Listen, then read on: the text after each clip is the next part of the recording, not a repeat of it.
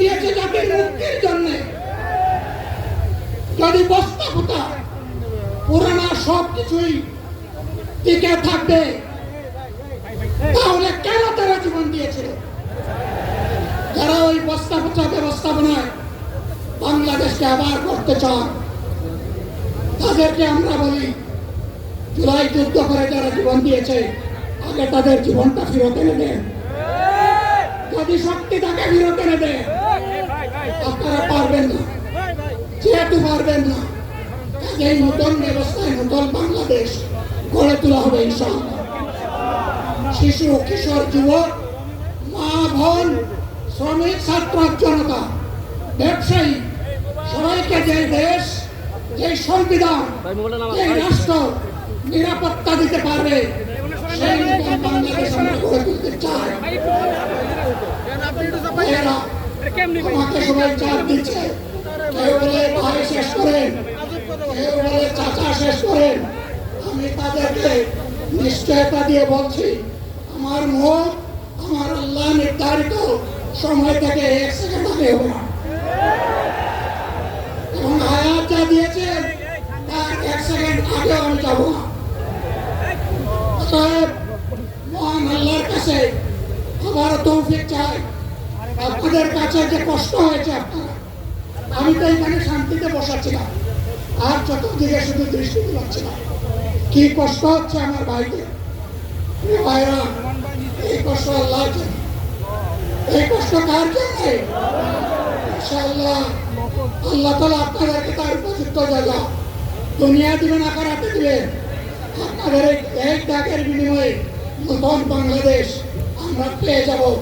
আসুন সেই নতুন বাংলাদেশের জন্য একবার স্লোগান দিয়ে শেষ করি, নারায়ে তাকবীর, আসসালামু আলাইকুম ওয়া রাহমাতুল্লাহ। অত্যন্ত পরিবেশে আল্লাহ রাব্বুল আলামিন আজকে এই সমাবেশ করার আমাদেরকে তৌফিক এনায়েত করেছেন, আলহামদুলিল্লাহ।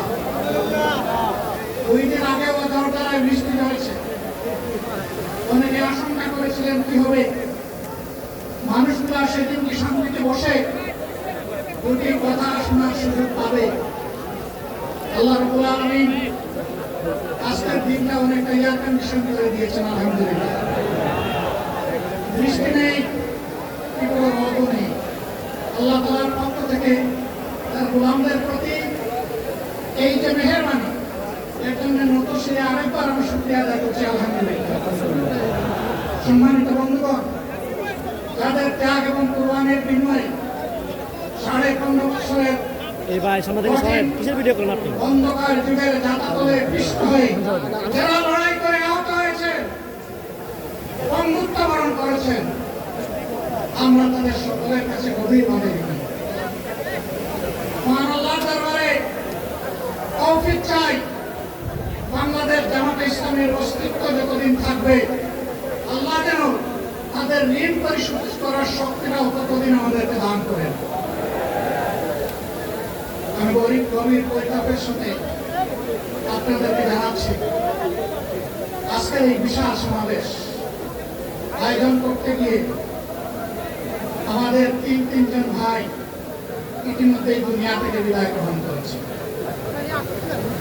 খুলনার দাগপুর উপজেলার আমি নিয়ামত তাদেরকে দান করি। তাদের আপনজন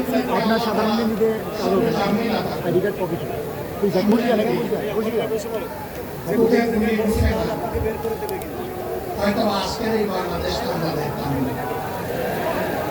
ইতিমধ্যে হয়তো আরো অনেক মানুষের জীবন ফেসিবাদীদের হাতে চলে গেল। 24-এ জীবন বাজে রাখা এই যুদ্ধটা যদি না হতো, তাহলে আজকে যারা বিভিন্ন ধরনের কথা এবং দাবি দাওয়া পেশ করছেন, তারা তখন কোথায় থাকতেন? অথবা আসুন তাদের ত্যাগের বিনিময়ে আল্লাহ তাআলার এই নিয়ামত পাওয়া তাদেরকে যেন অবজ্ঞা এবং অবহেলা না করে, শিশু বলে তাদেরকে যেন তুচ্ছ তাচ্ছিল্য না, অহংকার করে অন্য দলকে যেন তুচ্ছ তাচ্ছিল্য নয়, অরাজনৈতিক ভাষায় আমরা যেন কথা বলি। যদি এইগুলো আমরা পরিহার করতে না পারি তাহলে বুঝতে হবে যারা পারবে না, ফ্যাসিবাদের রূপ তাদের মধ্যে নতুন করে বাসা বেড়েছে। আমরা আশা করি আমরা এগুলা করবো না, কেউ এগুলা করবে না, বরঞ্চ রাজনৈতিক শিষ্টাচার রক্ষা করে। দেশের নাম্বার 1 ট্রেডিং অ্যাপ নিফটি ফার্স্টে পাচ্ছেন ট্রেডিং এর সব সুবিধা, dual exchange access, company analysis, portfolio তৈরি করা সহ আরও অনেক ইউনিক ফিচারের সাথে ট্রেড করতে ডাউনলোড করুন এক্ষুনি।